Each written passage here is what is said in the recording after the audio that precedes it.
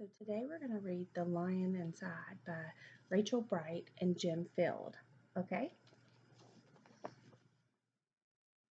want you to listen in this story about how they work together and kind of how they feel about themselves.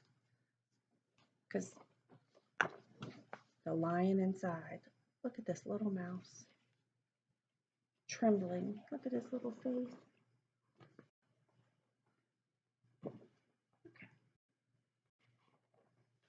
In a dry, dusty place where the sand sparkled gold stood a mighty, flat rock, old, all craggy and old. And under that rock, in a tiny full house, lived the littlest, quietest, meekest brown mouse. So here's the big rock. And there, in the little tiniest house, the mouse. So under that rock, in a tiny full house, lived the littlest, quietest, meekest brown mouse.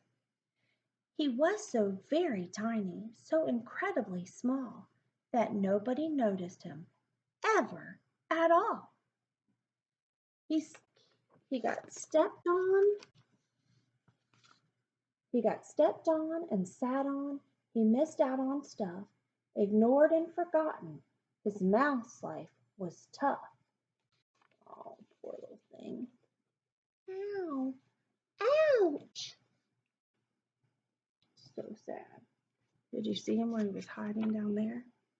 Hello. Nobody can see him. He's so tiny. Meanwhile, far above, on top of the rock, times were quite different. It was Lion o'clock.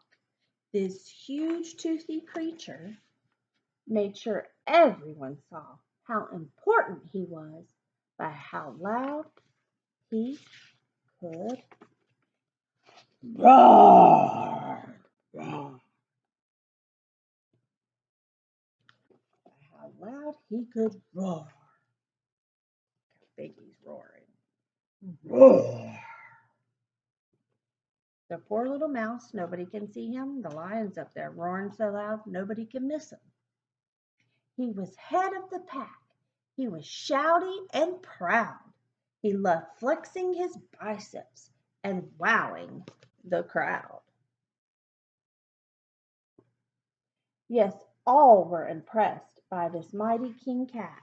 If only, thought Mouse, I could be more like that. The little mouse is hiding right here. He wants to be more like the bicep lion. I could only be more like that. I think it's pretty good to be yourself.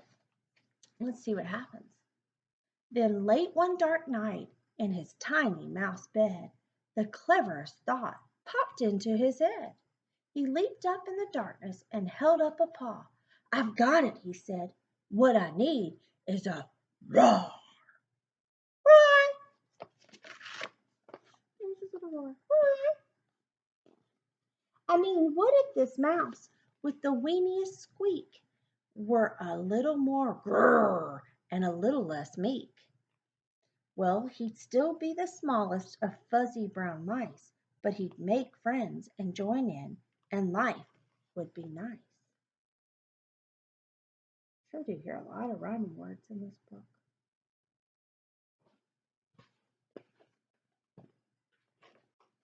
Yes, thought the mouse, I must find out how. I will learn how to roar, and I will learn it now. But it wouldn't be easy. There was only one beast who could teach him this thing, but might make him a feast. He's got books on how to roar, and he thinks maybe if he talks to the lion, he could help him. But he's afraid he'll be the food. So it was time to be strong. Take a chance after all. Forever was such a long time to feel small.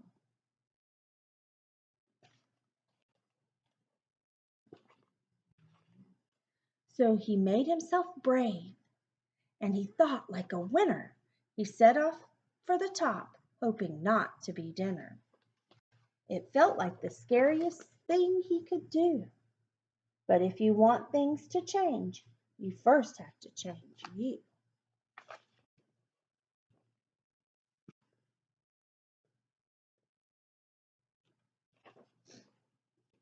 Be brave sometimes, right? The farther he climbed, the closer he got to the slumbering lion reclining on top. Then at last as he stood on his tippity toes, so here he is climbing it though, reaching the top. Then at last as he stood on his tippity toes, he found himself suddenly nose to nose. Gulp. Pardon me. Wake up, Mr. Lion. You've got company. Squeak, Mr. Lion. What I've come to you for is squeak. Do you think you could teach me your roar? So they're nose to nose. Little Mouse is asking him to teach him how to roar. He's kind of sleeping. A silence befell that twinkling plain. Lion opened his eyes and puffed out his mane. Time went so slowly it felt like a week. Here they are. Time went so slowly it felt like a week. Then he opened his mouth and let out a eek. What does that mean? What does that mean? Why is the lion making that eek? That's what people do maybe when they're scared. So do you think he's scared of the mouse? So even though he's big and brave, that's something that scares him. Let's see what happens. The lion curled up in a terrified ball. He didn't like this, not one bit at all. Don't hurt me, he whimpered. Oh, try to be nice. Well, this mighty great lion was frightened of mice. Poor thing. Don't worry, Mouse peeped. I'm here as a friend. Let's hang out together. Be pals till the end.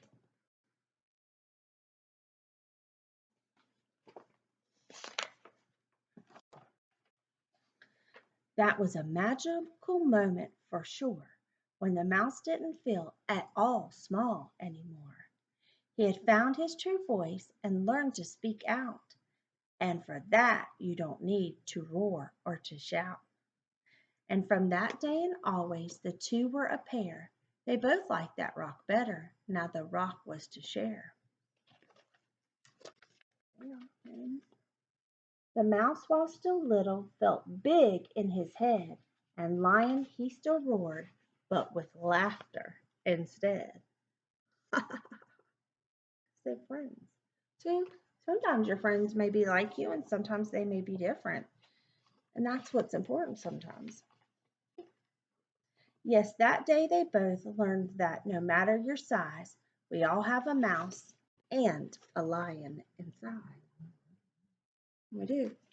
We all have some braveness and we all have some things we're scared about. So this kind of ties in a little bit with our social studies lesson, which is about how we are special ourselves. So you're going to draw a picture of yourself today.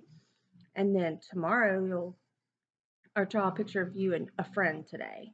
And then tomorrow you'll talk about how you're alike. And then the next day with your parents, you'll talk about how you're different. Because we can't all be the same.